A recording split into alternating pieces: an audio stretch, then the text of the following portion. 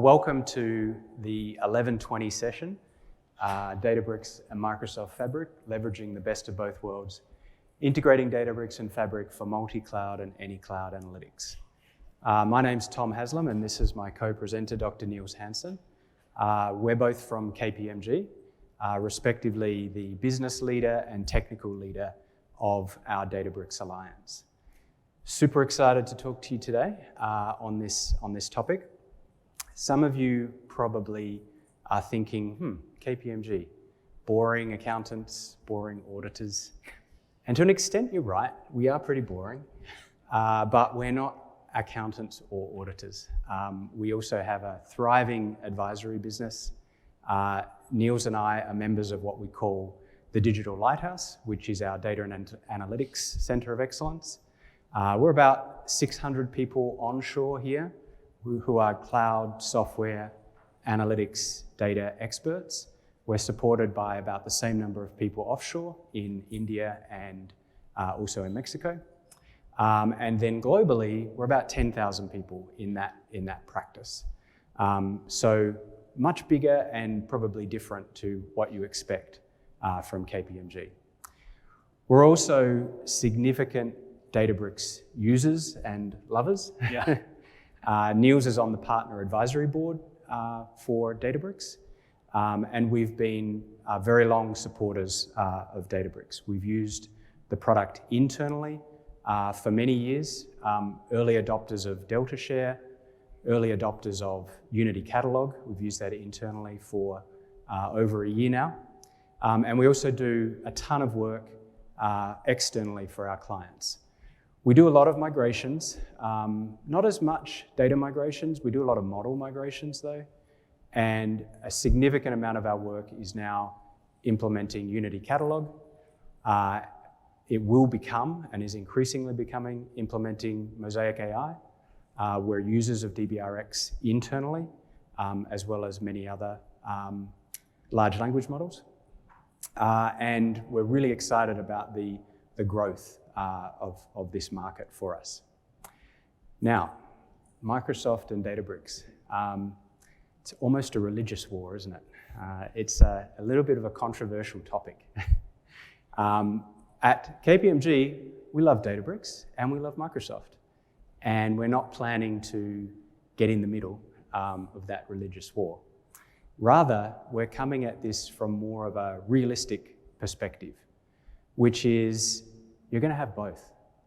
And it's highly likely, some would say like the Borg in Star Trek Next Generation, inevitable that you're going to have to learn to live with Databricks and Microsoft.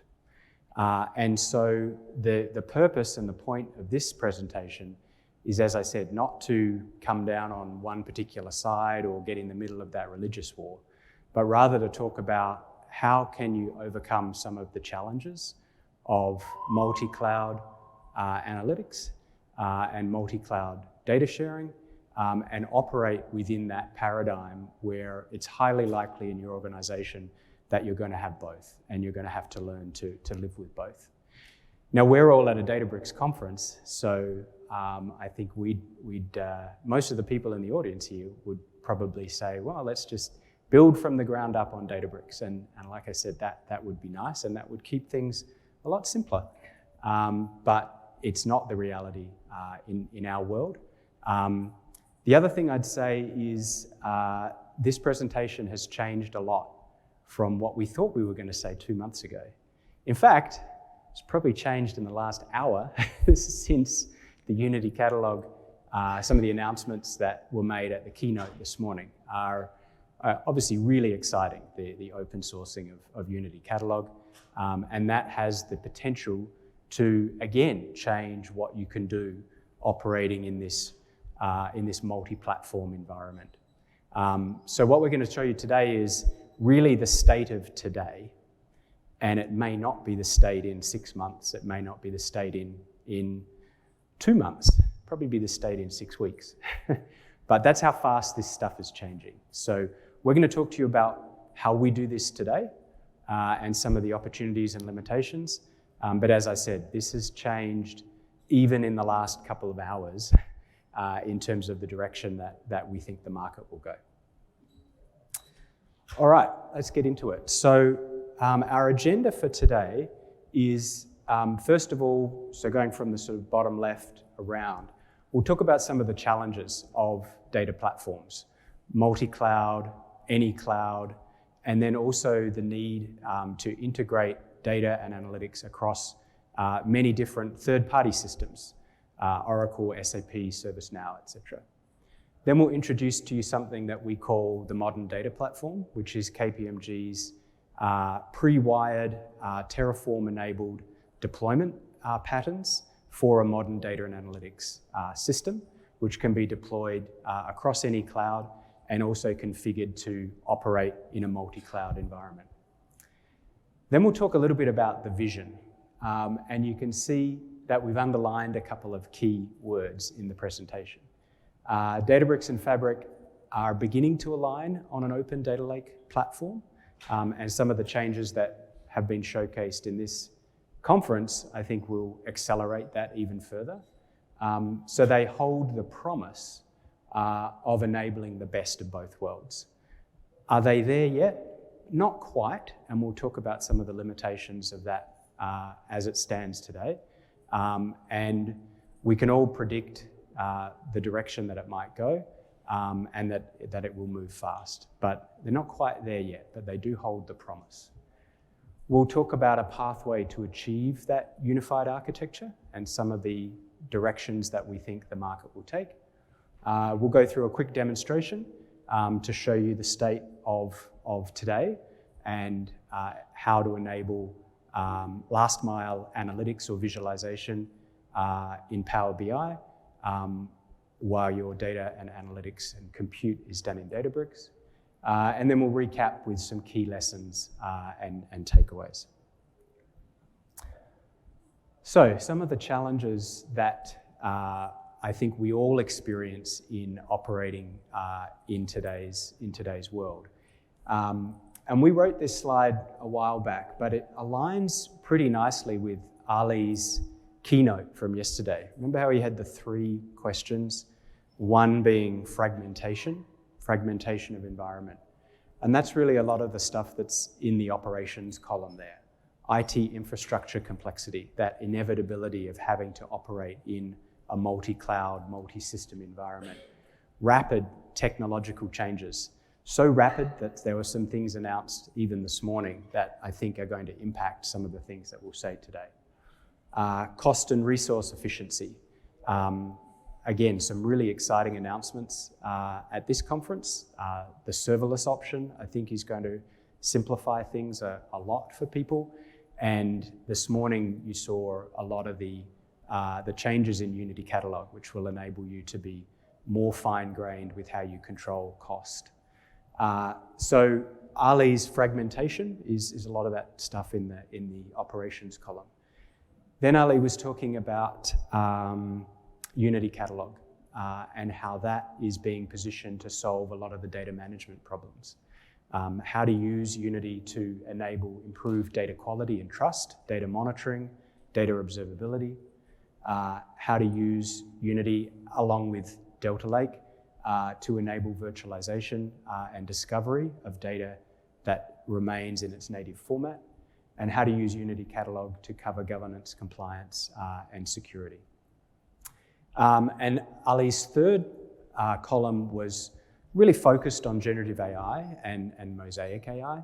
I'd probably expand that a little bit with our third column here to talk not only about generative AI, which is obviously the flavor of the month and what everybody wants to talk about, but I'd expand that to traditional machine learning and analytics, which is still, in my view and in our view, just as important, if not more so, than generative AI.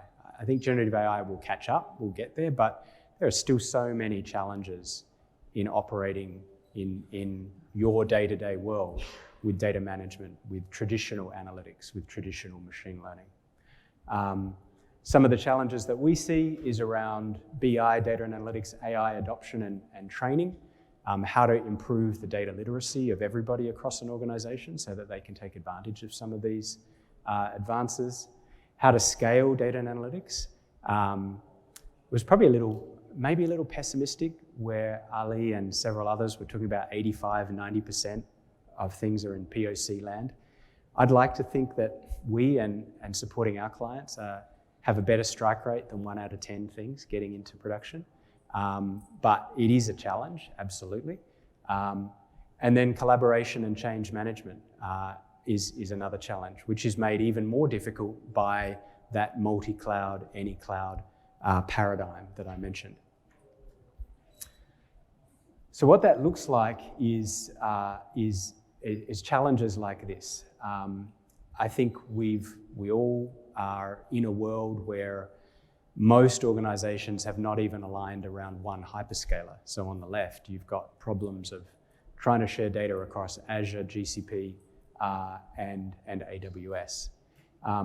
The multi-cloud data open lakehouse structure is helping that an enormous amount. And that is a practice that we certainly support. We use it internally at KPMG to enable us to share data across multiple cloud environments, on-premise data, as well as cloud data. But this is only getting more complicated, because on the right-hand side, you're having to deal in a world in which all of your third-party providers, whether it be Workday, Adobe, Salesforce, ServiceNow, SAP, Oracle, or any number of other organizations, also have their own cloud and their own data. And you're increasingly being asked to share all of that data. So this is a challenge that we see with our clients, and we spend a lot of time helping them to integrate using the Delta Lake as the underpinnings of that sharing.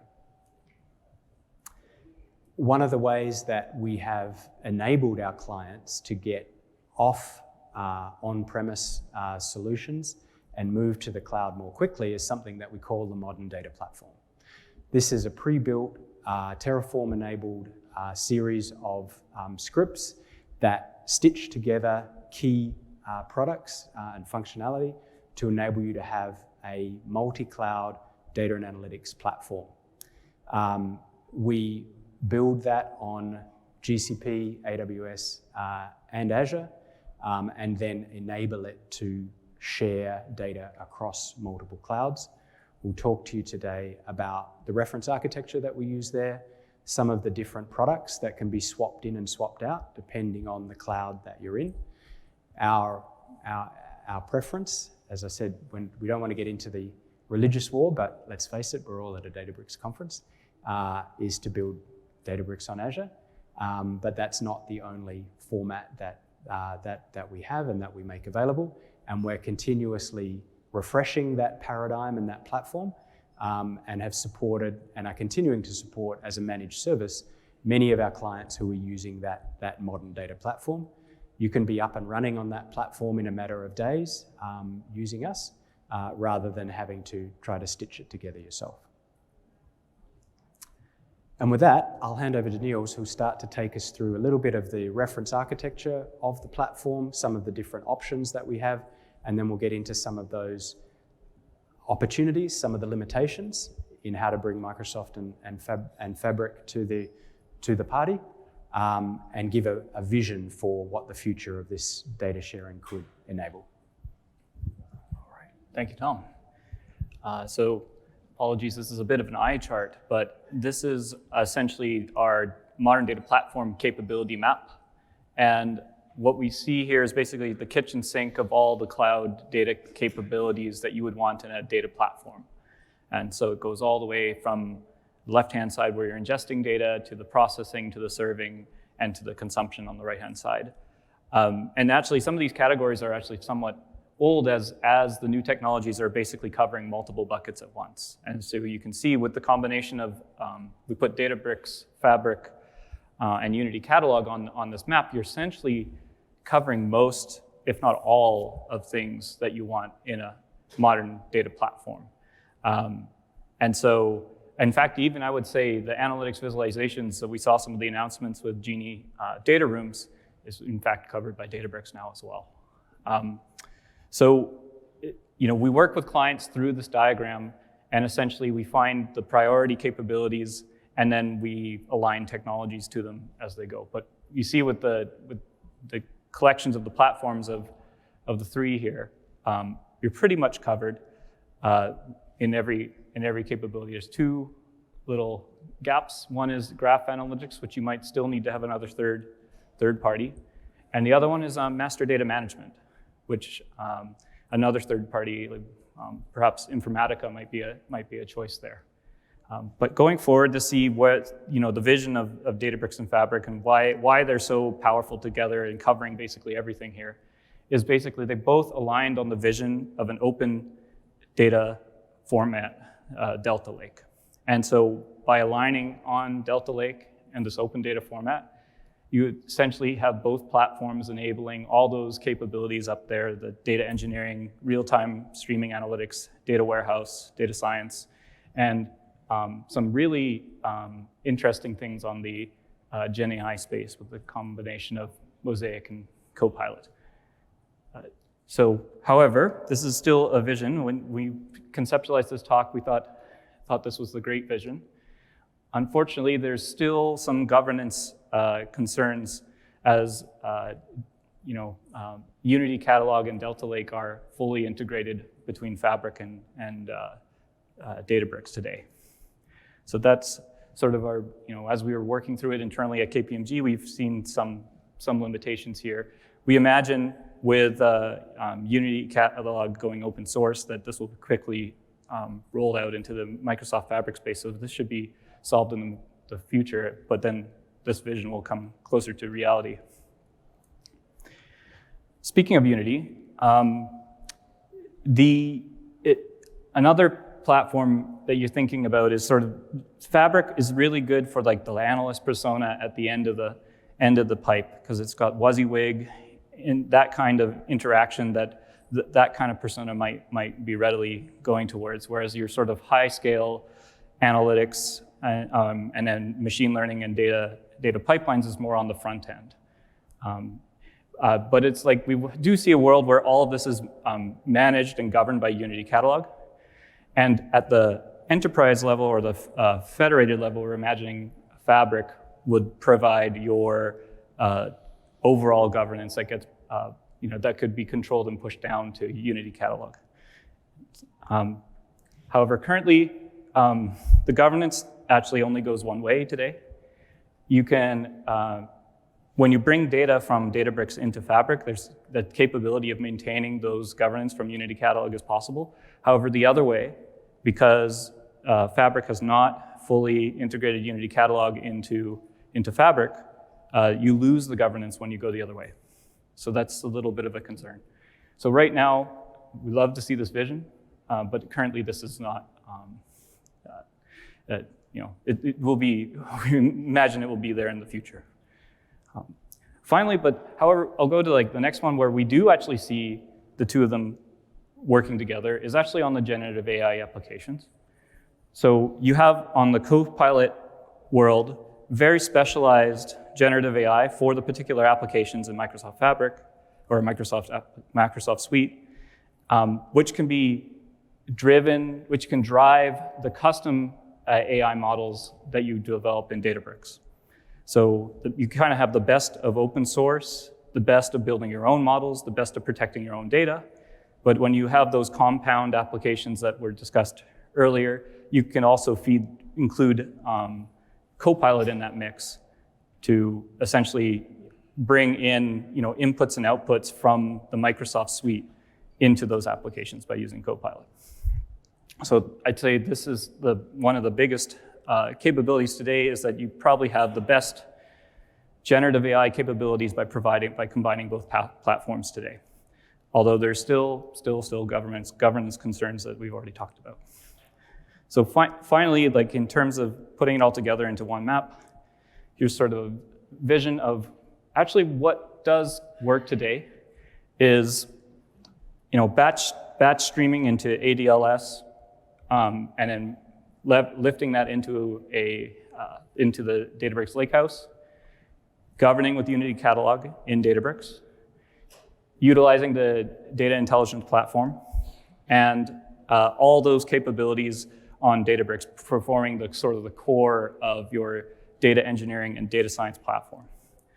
And then I talked about sort of the last mile analytics. If you are appropriately bringing data into the Fabric platform, you can see sort of last mile, sort of Alteryx style data factory transformations that the analysts might want to do, interactive Power Visualization, Power BI, and specialized copilots for each of those, where you see those applications.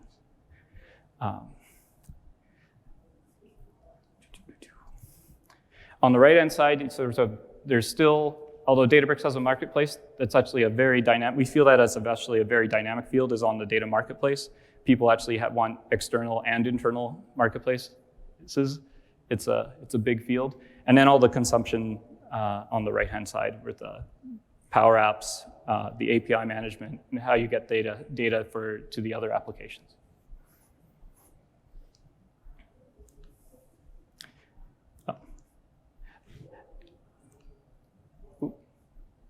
There you go.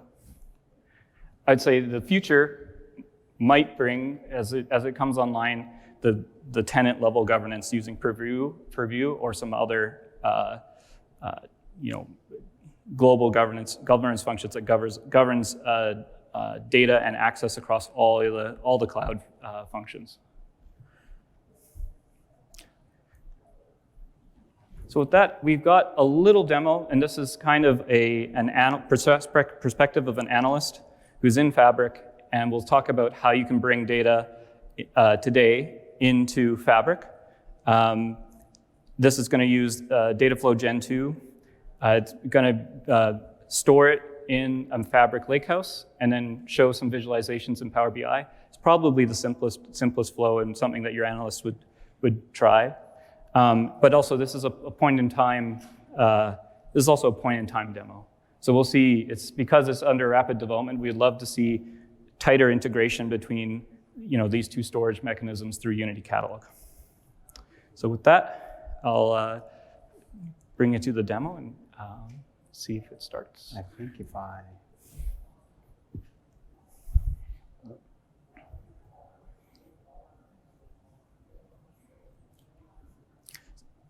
Oh, go back. Oh.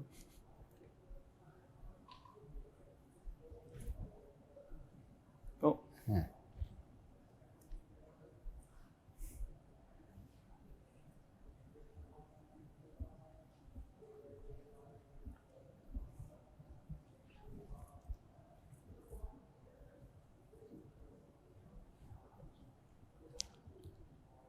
I think you got it. All right, so this is Fabric. We're going to start a Dataflow Gen 2, and we can identify, as it loads, we can bring in a new source, and this source we can search for Azure Databricks.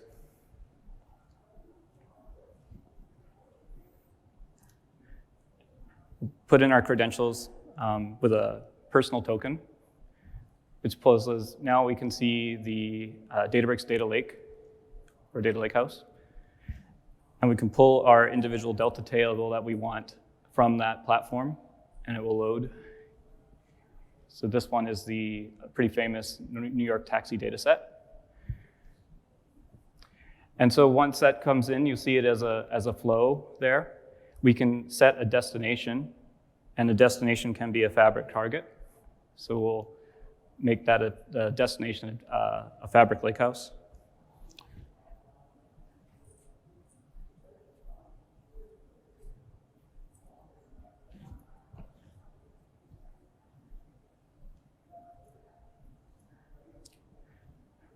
This is the import settings. It can be batch or append, and we'll set the defaults here.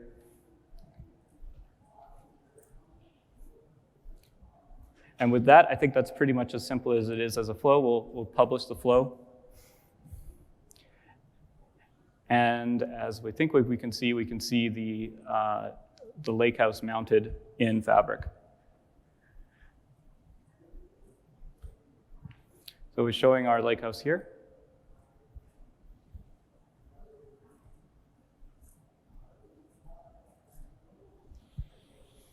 And so there's our data in Fabric now.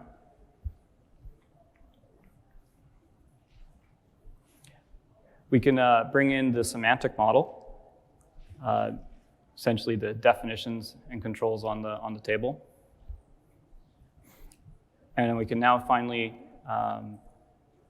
show the visualization by clicking onto that, and this will bring it into Power BI for interactive visualization. And here's sort of an analyst flow of how you would get data from Databricks into Fabric there. I think that's it for the demo. I'm going to pass it over to Tom sort of as I summarize up our key learnings here. Thanks, Niels. So I loved it with all the keynotes, how they had the TLDR at the end. So this is our TLDR. Databricks and Fabric integration is possible because they are obviously aligning on the Open Lakehouse format using Delta Lake. And the platforms together, you can remember our reference architecture and how the platforms together cover pretty much every function that you could want in a modern data analytics platform, and every function that different personas may want: data engineers, data scientists, and data analysts. The promise is that we'll have comprehensive enterprise data governance and security in the cloud, and we would typically want to use Unity Catalog for that function.